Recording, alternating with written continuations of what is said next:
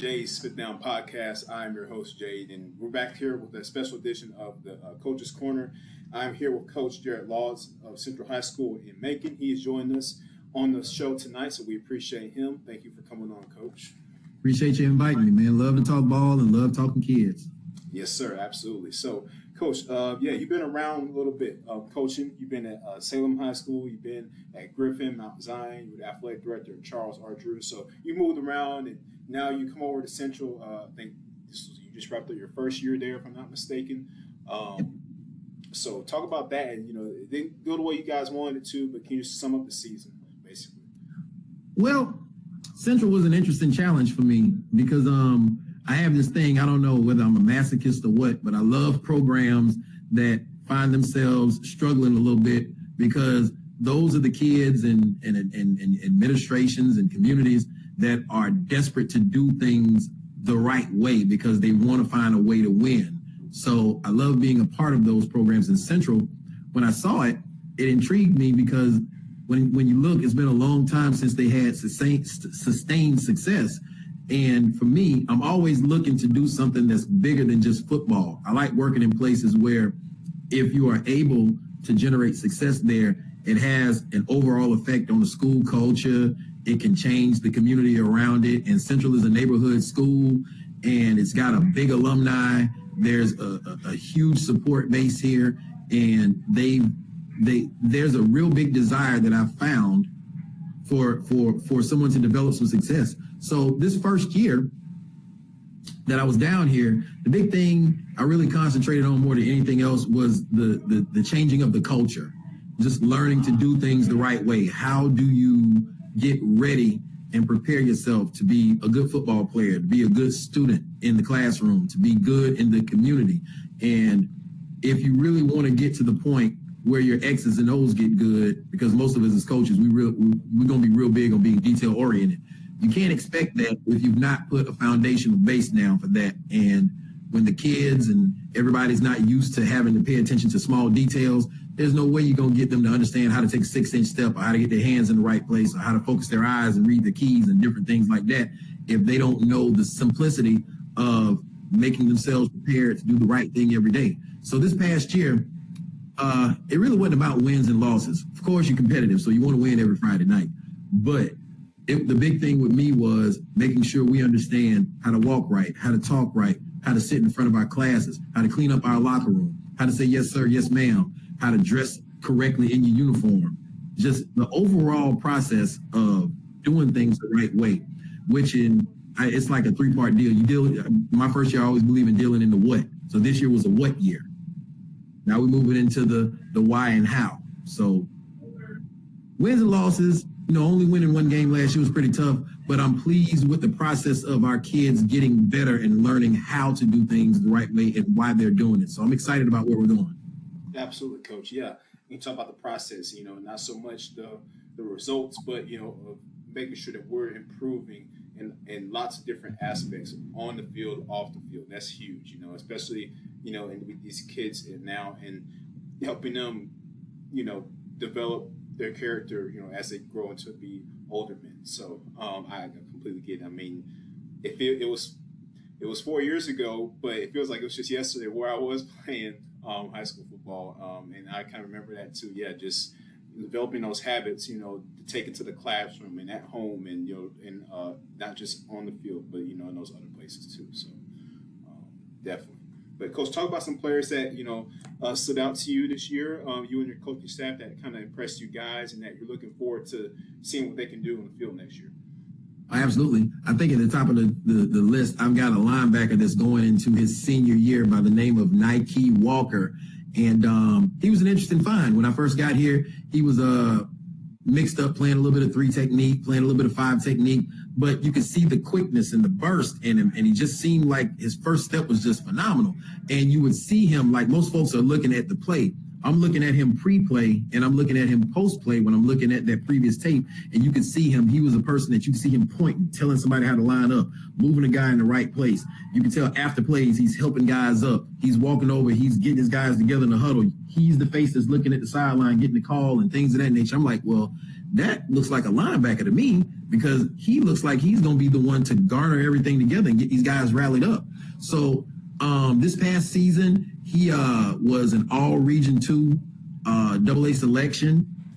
He actually won the Macon Touchdown Club Defensive Player of the Week 1 week. And he was our leading tackler for loss. And he's just got a lot of moxie about him, and he's hungry to learn the game. A lot of kids don't want to get into the minutia of, why the chess part of football, and he likes that. So that's one kid I'm excited about on the defensive side of the ball. We've got another kid that I think is going to be pretty good. I've got a defensive back that's named Stephon Bryant. He's going into his junior year, and again, another interesting find. He was playing like an outside linebacker, and he had number 43 or 44 on, and I was looking, and it was like the jersey was kind of big on him, so I was like, that's awkward. But he was a 6-foot kid that could really run, and you would see him from sideline to sideline trying to play in the mop-up time from the previous season. And I was like, man, I wonder does this kid run track? So I went and looked, and I saw him on the track running around when I first got here, because I got here last February. And the kid had a good stride. He had good change of direction. And, forward thinking about how could I help this kid in the best way and how can he help us? I was like, he probably is going to be an average to below average linebacker at the high school level. But his frame and his skill set, I think that's a Division I defensive back. So we spent a lot of time training him on how to play corner, and he led us in pass deflections this year, pass interceptions. He was our 3rd leading tackler, and another kid that 3.0 plus GPA. You could tell there was something there, and those two are going to, I think, leading into the defensive part of what we're doing next year. I think those two are going to have a chance to be really good. On the offensive side of the ball, I had a baby quarterback from a 10th grader named Justin Rutherford. And Justin was a 2nd-team all-region player this year, but he was so raw. Saw him on the baseball field, and you talk about a kid that's about 6'3", 6'4", skinny as a broom, though. He's about 165, 170. But the kid was very tough on the baseball field. He had a good release with the ball. Hadn't played football since about the 7th or 8th grade. He was playing baseball and beating the bass drum in the band. But 6'4" is 6'4" no matter where you go around the world. So I'm like, well, I think I'm going to take a chance on this kid, see if I can talk him into playing some ball, because he had an older brother that was a pretty good football player here in the past. So we kind of sweet talked him, and I'm fortunate enough to have a quarterbacks coach here that's one of the best players ever to play here, by a guy by the name of Derek Evans, who was once the Macon Touchdown Club Player of the Year. And I told Derek, hey, that's the fish we got to catch. Go get him. So Derek managed to get him out, and every week he got progressively better. And the thing that I liked about him last year is the two things. He had the best ability, which is availability. You're talking about a kid that we're struggling a little bit, so our protections are breaking down. So he took a couple of shots, but that joker was jumping back up every play with a great attitude. So I can fight with that. And every week you saw him progressively get a little better, starting to understand what we're trying to do. And he started asking the right questions. Well, coach, if he's running the route here, why is he doing that? So he was interested in learning the game. So I was really excited about that. He's going to have a chance to be really, really good. And we also have an offensive tackle named Ronald Smith. He's going to play my quick tackle for me this year. And last year was his first year starting. The year before, he had an injury that prevented him from playing. I think he had a separated shoulder or something. But he was a kid that was in the weight room working, and he's about 6'2", a little undersized, about 220, 225, so we got to feed him a little bit. But he's that personality where he doesn't say much, but, he was involved in the Student Government Association. He was one of our top scholars in our academic program. Our magnet academic program, comes from a strong family. Mother's an educator. Dad was a great football player in the past in Macon, and had a desire to want to really play the game. So we put him at left tackle, and he had great footwork. And I've just got this belief with linemen that if you look up and you see big legs and skinny ankles, they're gonna be pretty good. So he had it, and he just had a quiet leadership capability where looking at him, he was a good foundational piece to build upon. We've got some other kids, a guy named E.J. Avant from Florida that's going to be toting the football a little bit. And, we got a couple other linebackers that are working good. But overall, I think those four are probably our strongest guys going into the season that can provide us with the leadership and performance that we need to get better. Absolutely, Coach. Yeah. So talk about, your offense and your defensive philosophies. What do you guys like to do? Like, every team has their identity. Some teams like offensively, hey, we're going to pound the ball down your throat. Some teams we're spread. And so what do you guys like to do offensively, defensively? What would you say is your identity there? Well, defensively, we try and operate out of more of a multiple safety 4-2-5 look. It's a hybrid because we have to make some changes. We change it. We have to toggle with it a little bit because the skill set of the kids sometimes doesn't necessarily match up with what we want to do. So we try and toggle it a little bit to match our kids and what they can do. But we like to be able to be multiple on defense. But we do operate out of a 2-shell because I just feel like when you present someone with a 2-shell, 2 could be anything. So with a lot of these smart quarterbacks out here that's been playing 7-on-7 all summer, you can't just line up one high and let them pick you to death unless you got some guys out there that's like that Louis luggage that Coach Prime talk about. But for the rest of us, we got to figure out a way to get it.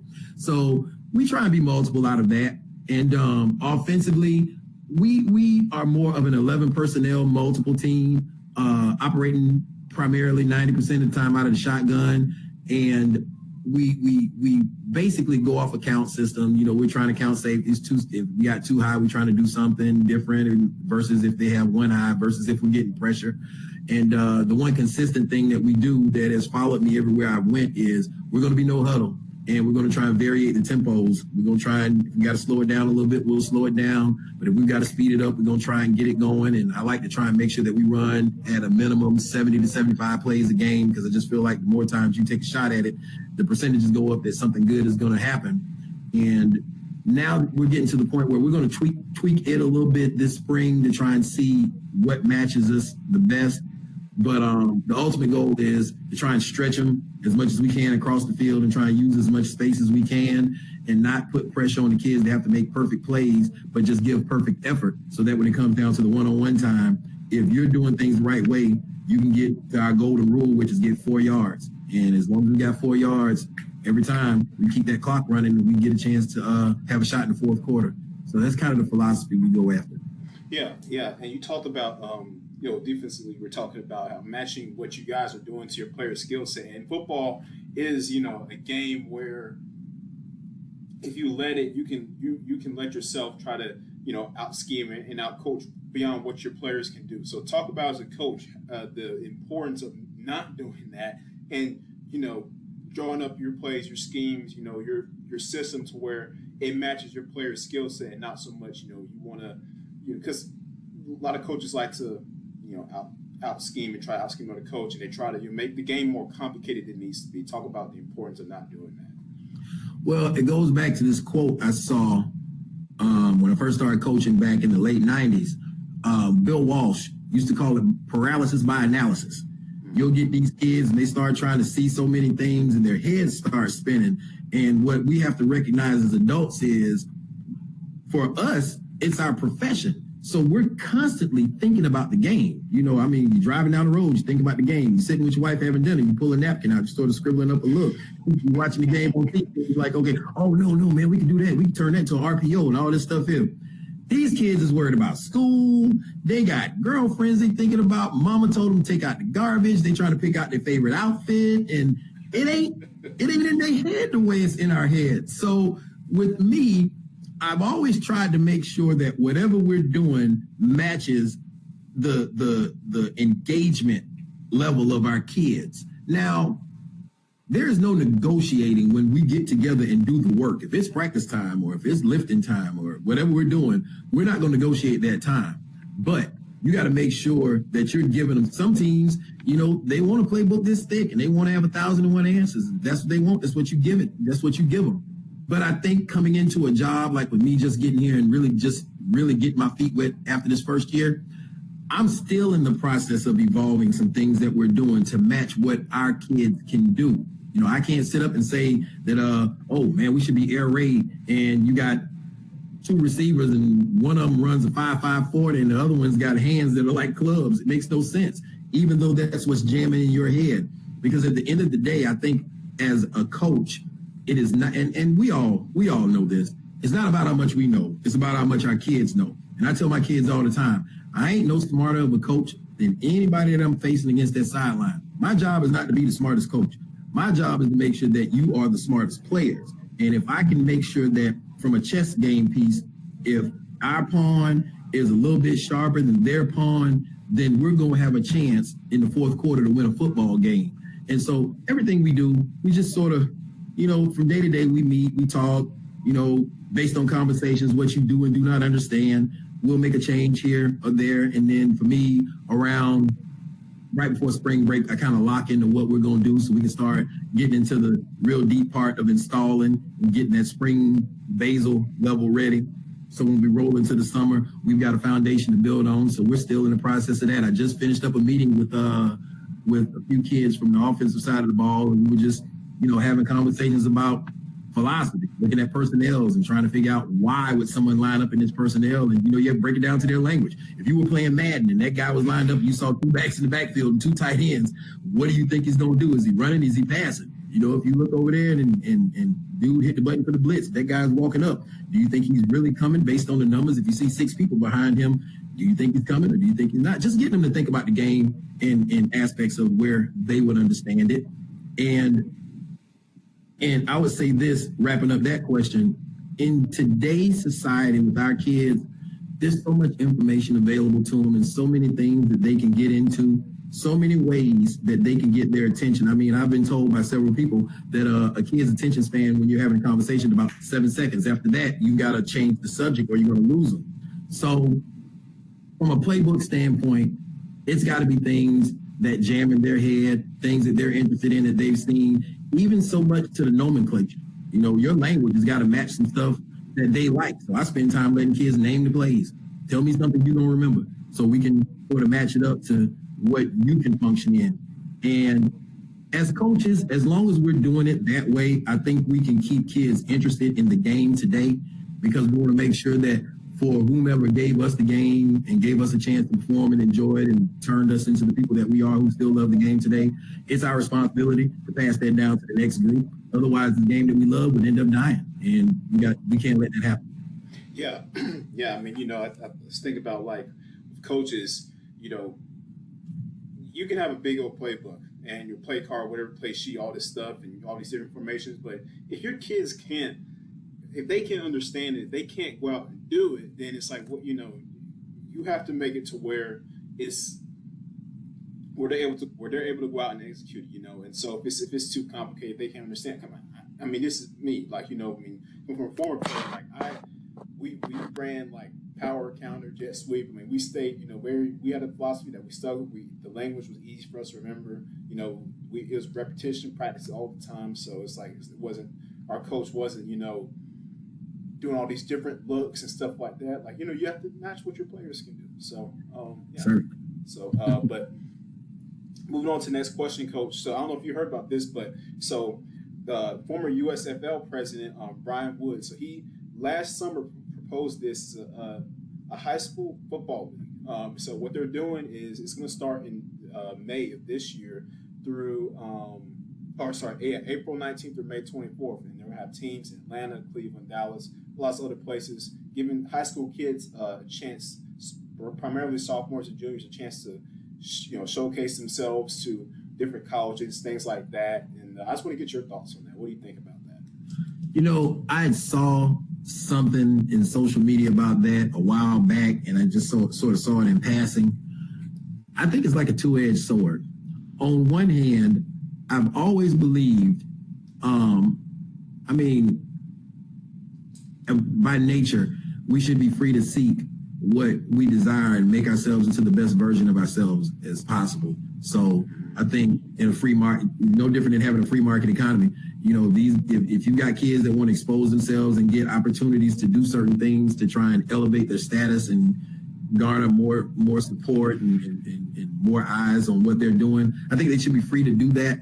But I will say that I am really big on being a traditionalist in the fact that football is so much bigger than just, trying to get stars and trying to get ratings and who's recruiting you and where you're going to end up. Because I think it's sort of, I've been doing this long enough to where I see the back end of it. The 4 or 5-star kid that had the experience in college, and for every one of those that everything went right with them, the ones that didn't get the process correct, and you see them at 25, 26, 27 years old, and they're not adjusting well to life after football because everything was wrapped around the attention that they were getting and what was coming from it. I'm driving to work today, and I heard on the radio David Pollack, the former UGA linebacker, has this commercial where he was talking about, and I can't remember it for verbatim, but he was saying, don't wrap yourself up in your job or who you are. Wrap yourself up in something bigger than that. And I think it's our responsibility to make sure that we don't press these kids into making that image all about the stars that you have or what school you're playing at. Because if we do, we could find ourselves destroying this game. I'm originally from Florida, and in Florida, they've come up with a system now where they're starting to go to different divisions where you have these super teams playing against each other and these rural teams playing against each other and things of that nature. And I think it almost takes away the experience of, hey, my 9th grade year, we struggled. My 10th grade year, we got a little better. My 11th grade year, we worked together. My 12th grade year, we overcame something.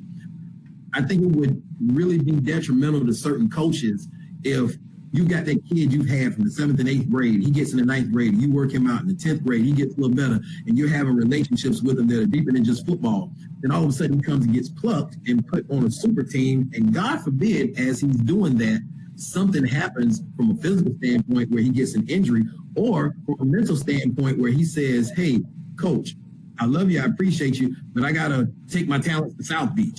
What does that do to all his teammates that were dependent on him to help them? Because I've been a part of teams where you had that 1 or 2 kids on your team that were the stars, but when they came to recruit them, there was that kid in the back who nobody knew about that got a chance to get on film and got his scholarship opportunity based upon riding coattails of his teammate. And what I fear is this new league that they're creating is going to change the dynamics and focus of what our kids could learn from this game and being teammates. So it's a two-edged sword, but I would say for me, I would say 75-25%. I lean towards staying traditional, letting the high school experience be a true high school experience. Because even in college now, we're moving away from pure college football. We're moving into NILs and things of that nature. So at some point, the game has got to remain pure. And I don't want the last time that a kid plays a pure game to be at the Pop Warner level, because there's something special about Friday nights and being underneath those lights. If it wasn't, none of us would be as engaged in it as we are.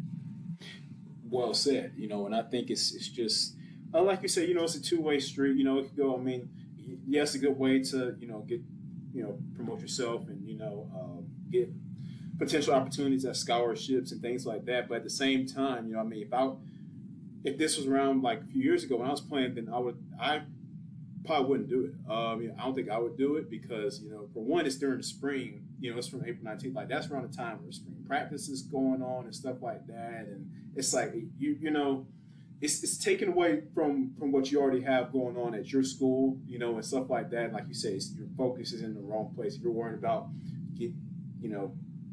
6 weeks doing that league and trying, doing all that stuff. And it's like, okay, but what about, working with your own team and getting better and getting ready for practice and ready for the summer. And so that's like, to me, that's how I go. I personally not too big of a fan of it, but yeah, so definitely one of those type of deals. So, but it will be happening. So I'm interested to see how it looks and how it works. It'll be very interesting. So we live in a different world. Yeah, we sure do, Coach. But yeah, like I said, so that's happening. I wanted to get your opinion on that, being a current football coach. And so, Coach, thank you again. That pretty much wraps us up for today's episode. Jason Fallon, Coach's Corner edition. Coach Jarret Laws of Central High School in Macon there. Coach, I want to wish you guys good luck this season. Hope you guys have a great spring and, a great summer and, great season next year. So, yeah. Thank you. I appreciate you bringing me on. And I'll say this before we go. I appreciate what you're doing to make sure that this forum exists to talk about the good things that are going on in high school football. You know, at this point, a lot of it is based around, you know, the Under Armour All-American and the U.S. Army All-American game and everybody being here. I think what you're doing is so vital to everybody still having that ground level, face-to-face, person-to-person conversation about what's good with the game. So, you know, I say that just to tell you that I sincerely appreciate what you're doing and keep putting that foot forward, man, because every time you put forth someone to talk about the good things about this game, we get a chance to grow it the right way over and over. So I appreciate it. Yeah, Coach. Yeah, thank you. And like I said, we appreciate your time and look forward to speaking with you again in the future, for sure, back on the episodes on the podcast here. So, you know, you will definitely be hearing from me pretty soon. All right. Sounds good. I appreciate everything. Thank you. Of course, Coach. Thank you. And make sure you guys subscribe to our channel here and check us out on the show. And we will see you guys next time.